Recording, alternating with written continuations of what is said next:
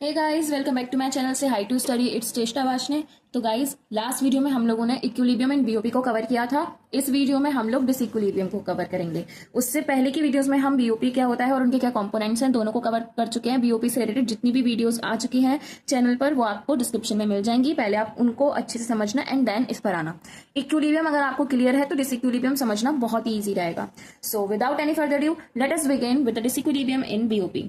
Okay, so it is a situation where sum total of current account balance and the capital account balance is not zero. Equilibrium में हमने देखा था कि zero के equal रहता है, बट यहाँ पर क्या है कि दोनों का सम अगर हम करते हैं करंट अकाउंट बैलेंस और कैपिटल अकाउंट बैलेंस का, तो वो जीरो के इक्वल नहीं होगा। It's not equal to zero.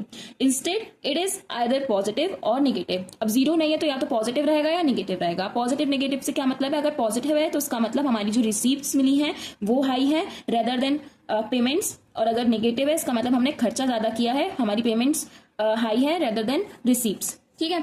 It causes movement in the official reserves. अब यहाँ पे ऑफिशियल रिजर्व्स किसके? सेंट्रल बैंक के। तो सेंट्रल बैंक के ऑफिशियल रिजर्व्स में यहाँ पर मूवमेंट रहेगा, यानी कि चेंज आ जाएगा। या तो वो इंक्रीज होंगे या फिर डिक्रीज होंगे। अब इंक्रीज और डिक्रीज वो डिपेंड करता है कि या तो पॉजिटिव है नेगेटिव है। अगर पॉजिटिव रहेगा इसका मतलब इंक्रीज हुआ है, नेगेटिव रहेगा इसका मतलब डिक्रीज हुआ है।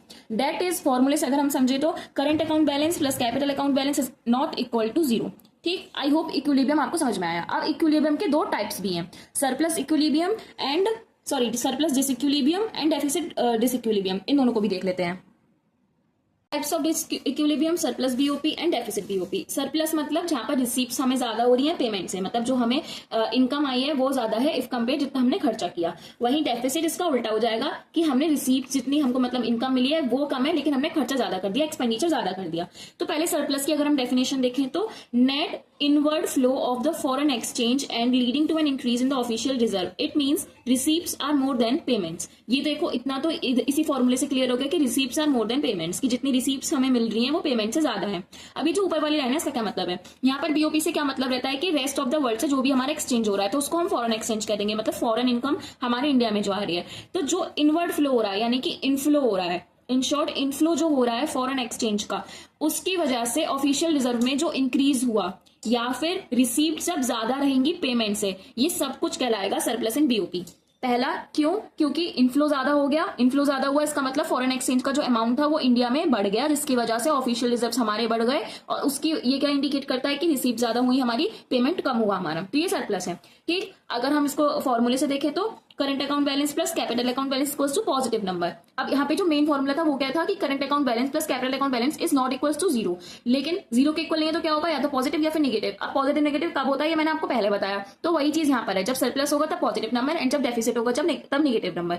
तो वो वाला फॉर्मूला याद है तो आप इधर अपने आप ही क्रिएट कर सकते हो कि इन दोनों का सम जब पॉजिटिव रहेगा तो सरप्लस, यानी कि रिसीप्ट ज्यादा है पेमेंट कम है।